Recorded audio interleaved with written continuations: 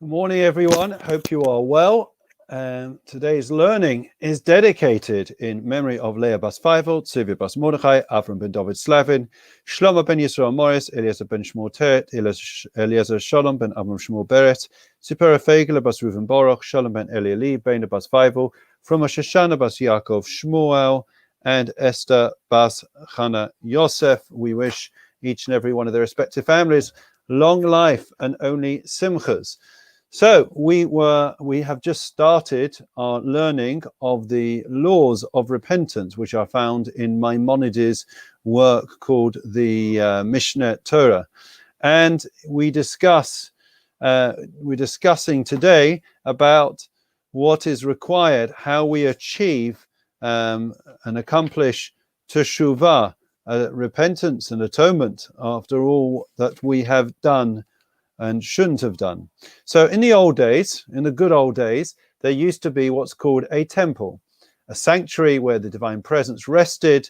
That's where the outer wall of that is the western wall, and beyond that was the confines of the temple.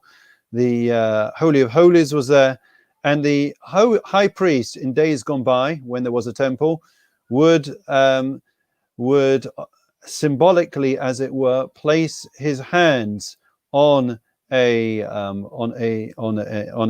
goat, which was designated in a whole process, and it was seen to symbolize the sins of the Jewish people. And along with the people repenting, it would be pushed off the edge of a cliff. And when it died, there was a white smoke that went up, and there was that was a sign that they had been forgiven.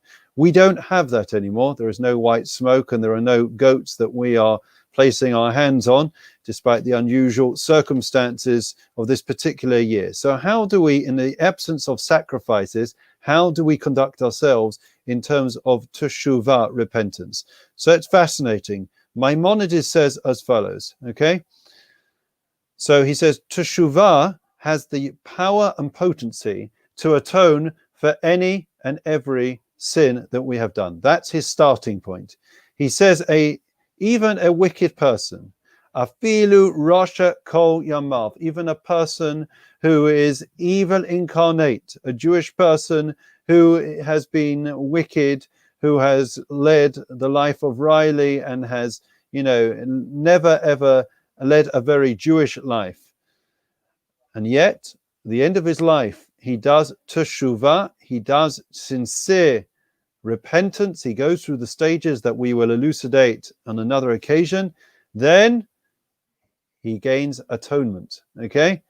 Ein mazkirin, and what that means is, if a person latterly does teshuvah, let's say they led a certain lifestyle, which wasn't consistent with the Torah, and then all of a sudden they regret it, and they do teshuvah, they go through the stages of reformation and repentance, then afterwards they are considered a Baal Teshuvah, a penitent, a genuine, sincere, reformed character. And what that means is, says the Rambam, and this is the law, that ein maskirin lo sham shem risho. You're not allowed to mention or to bring up in a topic of conversation to remind this person of his past misdeeds. Okay? Why is that? Because that past is no longer who that person is. That person has redefined themselves by regretting the past and going through the stages that we will mention in future weeks. That person now is a reformed character, and the past is no longer a part of who they are. So therefore it would be wrong to bring up the past when it is no longer consistent with who they are in their lifestyle. And therefore it is an important point for us to bear in mind that even a ger, a convert, you're not allowed to remind him of the fact that he led a very different lifestyle before. And we are not meant to remind people of the wrongs that they have committed before, because there is this assumption that they have moved away. A person wouldn't want to continue to live such a life, and therefore, if you see a long lost friend and they may have made some schoolboy errors or some mistakes in their past, in whatever, and even if it's public knowledge, we are not meant. It is highly inappropriate and inconsiderate and insensitive for us to bring up the past and misdeeds of people from a previous life, as it were.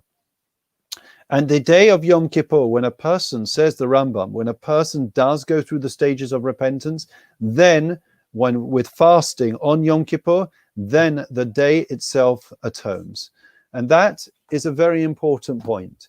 It is, although of course it is wonderful to be in the community setting, in the synagogue setting, and to be able to be a part and have our prayers as part of a communal prayer, which of course has greater potency, that does not dictate and to determine whether we are effective in repairing our misdeeds, mending the broken or strained relationships, be it between us and our fellow Jew, or be it with us and the Almighty. That is between us and ourselves. That is a conversation we need to have with ourselves, to have a long look in the mirror and to say, is this who I am happy with? Or is it that I can be something better? I can improve myself. I don't want to live the same life, the same day after day. Imagine, right? We've all we're still going through COVID. And I think there was a period, I don't know if you're all thinking about this now, still feeling this now, but there was a period where many people expressed the fact that they could not recall what day of the week it was. Every day was the same. Every day just seemed to be repeated. We got up, there's no point in getting properly dressed, we're not going anywhere, right? We would sit on the computer for hours on end. It just all seemed to melt and to mingle into one. It didn't seem to have any distinguishing features. And therefore, when it comes to Teshuva, the idea is that we are saying that we can turn a new leaf. We can redefine ourselves. There's no point in existing and just having the same day-to-day existence. We're meant to change ourselves, and that is not dependent on us being in a synagogue. So therefore, between now and then, it's all about us. We're holding all the cards. We have the capability to be able to make changes. And even if you make one small change in your life, you are not the same as you were before, and you have transformed yourself. And therefore, when it comes to Yom Kippur, together with fasting, regretting on the past, having the intent to not repeat those mistakes again, one will be able to, please God, to ensure that we are written in the book of life, health, prosperity, and success for the year ahead. Okay, and with that, we will conclude for today. So that's an important point. We'll continue going through all the hoops in relation to Teshuva. Good morning to one and all. Delighted to see so many people joining us. We're going to do Psalm 23 now, a song of David. The Lord is my shepherd, I shall not want. He causes me to lie down in green pastures. He leads me beside still waters. He restores my soul. He leads me in the paths of righteousness for his name's sake. Even when I walk in the valley of darkness, I will fear no evil. Why? Because you are with me. Your rod and your staff, they comfort me. You set a table before me in the presence of my adversaries. You anointed my head with oil, my cup overflows. May only goodness and kindness pursue me all the days of my life, and I will dwell in the house of the Lord for the length of days. Memorial prayer. Hail Mary, Rachamim Shoichin, Bamrang, Mimam Seimenucha Nechana, Confession, Amalos, Kadoshim, Maturk, Ezerek, Yomasium, Es Nishmois, Leah Bas Faivo, Tzivi Bas Mordechai, Avram ben David Slavin, Shlomo ben Yisrael Morris, Eliezer ben Shmuel Teret, Eliezer Shalom ben Abba Shmuel Beres, Zipporah Fegelabas, Reuven Baruch, Shalom ben Elieli, Ben Bas Faivo, from Shoshan, Bas Yaakov Shmuel, Esther Bas Chana, Joseph, Shalchuli, Olamam, Bagan, Aiden, Temenucha, Sam Lachim, Velarachamim, Yasi Rein, Beseisa Kanafavli Olambim, Amen.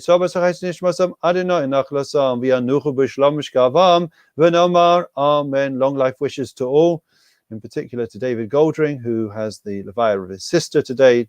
David, we wish you and all the family long life. We conclude with the Refuah Shlema prayer. בעבור שאדם מספרלים בעבורם, בזכזה הקדוש ברוך הוא ימלא רחם עליהם, לחם ולפרסם וישלח להם רפואה שלמה לשמיים לכל והם בסוך שחר ישראל. רפואת הנפש, רפואת הגוף, השבח הזמן קריב ונאמר amen. You may have seen that we have advertised, we are honored to be able to be having a conversation, Gila and myself, with one of the members of the Knesset, a high-ranking, high-profile member of the Knesset, a very special lady who originates from Ethiopia and has made it up the ranks. And it was in the news yesterday and the day before that she has now been diagnosed with COVID. So it's not a laughing matter.